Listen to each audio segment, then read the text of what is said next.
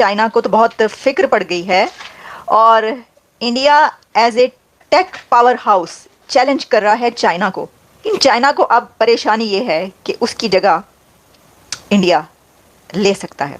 Made in India products का डंका पूरी दुनिया में बज रहा है, जिससे न सिर्फ देश के खजाने में बढ़ोतरी हो रही है बल्कि युवाओं को रोजगार भी मिल रहा है। इंडिया के जो मैन्युफैक्चरर्स हैं वो अंदर जाएंगे यूरोप के, और चाइना ये नहीं चाहता कि 2024 में इंडिया को ये टेक्नोलॉजी मिल जाए कि 2025 में इंडिया के EV manufacturers, electrical vehicle manufacturers, specially Tata number 1 पे, नंबर 2 पे महिंद्रा, ये जाके दुनिया भर में चाइनीज की जिसको ना वाट ना लगा दें लोग जाके। इंडिया ऑटोमोबाइल इंडस्ट्री के हवाले से 4th रैंक पे आ रहा है, यानी कि वो अपनी मेक इन इंडिया के प्रोसेस के थ्रू बहुत ज़्यादा मैन्युफैक्चरिंग कर रहा है और बड़ा अच्छा जो है वो पहले नंबर पे आता है बस मैन्युफैक्चरिंग में, और ट्रक्स, हैवी ट्रक्स मेकिंग में वो सबसे आगे जा रहा है। देखिए, बात यह है कि जब आईफोन उठ के वहाँ से इतनी बड़ी तादाद में इंडिया में जाता है तो खाने के लाले तो पड़ेंगे ना एक ऐसे कंट्री को कि जो अभी तक मोनोपोली थी, जिसकी जो सारा बना ही रहा था। अगर उसमें से 20-30% भी उसका बिजनेस कहीं और चला जाएगा तो उसके लिए तो खाने के लाले ही होंगे।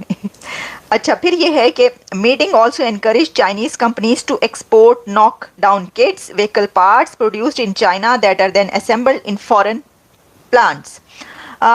This approach allow automakers to avoid tariffs on Chinese made EVs, जबकि साथ ही वो अपना maintaining control over core production processes. Automakers such as BYD company, Chery automobile are pushing with plans to build factories in countries like Spain, Thailand and Hungary. अच्छा, वो दूसरे countries में, क्योंकि चाइना के ज़ाहिर है कि उनकी फैक्ट्रीज़ जो हैं वो कोशिशें करते हैं कि दूसरे कंट्रीज़ तक अब पहुँचे, और काफ़ी कंट्रीज़ में उनका ये चल रहा है। लेकिन उन्होंने टर्की को भी ये कहा है, कुछ कंट्रीज़ ऐसे हैं जहाँ पर जिनके मुतालिक, जिनके लिए बीजिंग में ये हिदायत ऑटोमेकर्स को दी गई हैं, और उसमें सबसे बड़ा कंट्री जिसके लिए ये डायरेक्टिव आया है वो इंडिया है। तो इससे पता चलता है कि चाइना घबरा गया है।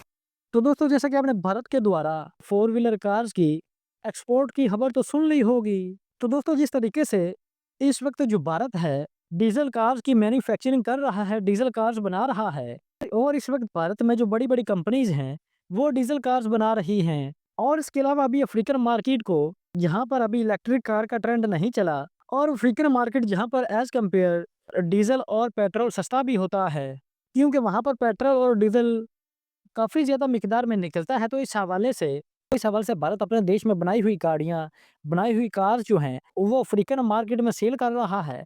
और मेड इन इंडिया कार्स की इस वक्त अफ्रीका में बहुत बड़ी मार्केट है, बहुत बड़ी मांग है।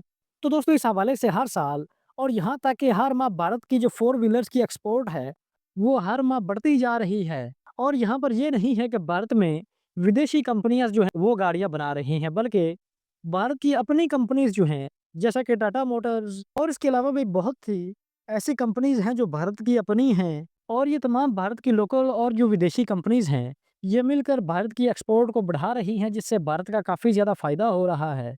तो दोस्तों, अब अगर भारत इलेक्ट्रिक मार्केट में भी इतनी ज़्यादा तादाद में, इतने ज़्यादा डोमिनेंस से इलेक्ट्रिक व्हीकल्स बनाने लगा, तो फिर चाइना खतरे में आ जाएगा। इस हवाले से चाइना कंसर्न है इस हवाले से। तो दोस्तों, मैं ये तो नहीं कह सकता कि भारत जो है वो चाइना को इलेक्ट्रिक व्हीकल्स की मार्केट में टक्कर दे रहा है। जाहिर सी बात है कि इलेक्ट्रिक व्हीकल्स की रेस में चाइना भारत से बहुत आगे है, कि और यहाँ तक कि चाइना में भारत की निस्बत बहुत सस्ती बैटरीज मिल जाती हैं। और यहाँ तक कि आप भी ये खबर सुनकर विश्वास नहीं करेंगे कि चाइना के भारत में जो कबाड़ के भाव बैटरियाँ मिलती हैं, उसी कबाड़ के भाव बैटरियों की कीमत पर चाइना जो है वो नई बैटरियां बनाकर भारत को एक्सपोर्ट कर रहा है। तो इस हवाले से इलेक्ट्रिक व्हीकल्स की रेस में चाइना से मुकाबला करने के लिए भारत को बहुत ज़्यादा समय चाहिए होगा, बहुत ज़्यादा टाइम चाहिए होगा, बहुत ज़्यादा वक्त लग जाएगा।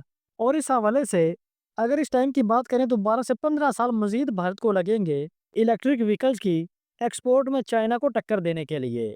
लेकिन इसके अलावा जो डीजल और पेट्रोल इंजन व्हीकल्स हैं उसमें जो भारत है वो चाइना और जापान से कुछ ज़्यादा पीछे नहीं है।